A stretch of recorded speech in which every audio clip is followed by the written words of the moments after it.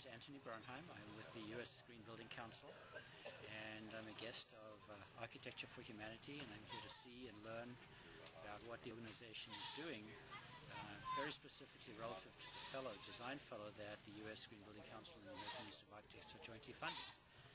So I think that's a great opportunity to see and learn. And tell me a little bit about your impressions of the work down here and of Haiti. Well, my first impression is, and maybe the first answer to your question is really about Haiti. And it's a country that has gone through a massive earthquake. You have a huge number of displaced people within the country. And you have huge environmental, housing, shelter, schools, societal issues that really do need solutions. And really the answer is not just building houses or building schools, but it's really looking at community development in a big picture and then focusing down to the small scale of actually providing the facilities that are needed in detail. And what has been interesting for me, really fascinating, is understanding that Architecture for Humanity is not just about architecture, but it's really about looking at the whole picture, understanding the problems and finding solutions at the very broad scale, starting with community development, planning, building design, and then getting down to the details of the materiality of these facilities and understanding what local materials can be used, how to make those materials, how to find the things that are needed to make those buildings, and then forming relationships with people in the community, both at the contractor level, the client level, to build trust, so that these projects can really happen and get built. I think that's phenomenal. That was the nicest thing anyone has ever said. Bob, you really get it. It's easy. Yeah. So it's been really nice for us. We've worked with the USGBC. We have, as you mentioned, a USGBC design fellow down here. Why do you think this work is important for a lead designer to be involved in and to understand? Well, I can approach it from the perspective of the U.S. Green Building Council. Simple. The U.S. Green Building Council is really trying to make an impact globally and help when there are crises in different countries. And we offered help in Haiti, and this is the way it facilitated itself. Having somebody here who is actually designed and going to get built a number of classrooms and other facilities and working on some big planning projects, at the end of the day, that's a great impact for the U.S. Green Building Council. It's also a great impact for Architecture for Humanity. And it is actually serving the needs of the people on the ground in Haiti, which is ultimately what I think all our organizations are trying to do, is to serve the people and provide the solutions to the problems, whether it's housing or schools or public facilities that they really need in this particularly critical situation. So one of the things that's interesting about our work is people have an understanding of green design that can be kind of high-end. Can you describe a little bit about some of the sustainable design solutions that we've been talking about here and what form that takes here in a place like Haiti? I arrived here with an understanding, based on my own history, that the solutions for a developed country are not the same solutions for a developing country. And I was very interested to learn what Architecture for Humanity and your team were doing here in terms of those technical solutions. When I start to see, well, there's bamboo, but bamboo is maybe not a structural issue, a structural material right now, but maybe it can be used for window frames. And I see ways of using concrete block that improves its ability to withstand future earthquakes.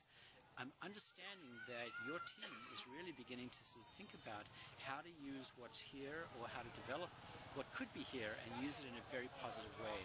And I think that's a very different kind of environmental solution or sustainability solution to what we might do in the United States. You're not going to use high-powered, high-performance mechanical engineering equipment in this particular situation. You're going to use passive ventilation. You're going to use different kinds of water and waste treatment. And I'm seeing that. I mean, one of your staff has shown me a sample of human waste that's been digested and is now usable as compost and soil. And she keeps it next to her bed. I was fascinated by that. And she's into it. I mean, she's totally into this little technique that she's figured out and is going to implement, and it's going to work. That makes it sort of alive. It makes sustainability come alive in this context. That's great. You're a natural. So is there anything you'd like to say, sort of last words? Well, I think the impressions that I've gotten in the last few days just in observing, I observed a couple of your clients, and I've observed your staff, and I've observed leadership, and everybody sort of gets it, everybody's into it, and everybody sort of has done their best to integrate into the local conditions, the local politics, the local relationships, and that's fantastic. I think you've done a phenomenal job, and that's just my perception in a very short period of time. But I also understand that you're working in very difficult circumstances, and I appreciate that. And I hope that we all, when I report back to the board of the U.S. Green Building Council, I think they will appreciate what you guys are up to. So congratulations. One last question. Running this Community Builders program, where we're trying to bring people down to understand what architecture really does, would you recommend, would you maybe talk to somebody about what it's like to be on a community builder site visit? Well, I have a personal bias in that I think, particularly in the United States, most Americans, or many Americans, have not traveled in developing countries. They've traveled outside the U.S. sometimes, but not always, and I don't think they really have an understanding, a hands-on understanding of what conditions really are like in some of the places that Architecture for Humanity is working. To actually bring someone down and show them the conditions in a community like this, in a school site, in one of your community development districts, I think that has more power than showing them drawings and photographs back home, because it's easy to go back home at night to their own homes and kind of get away from it all. But when you're here for a few days, you really get a sense of what it's about. You hear folks talking, you overhear conversations, you see things.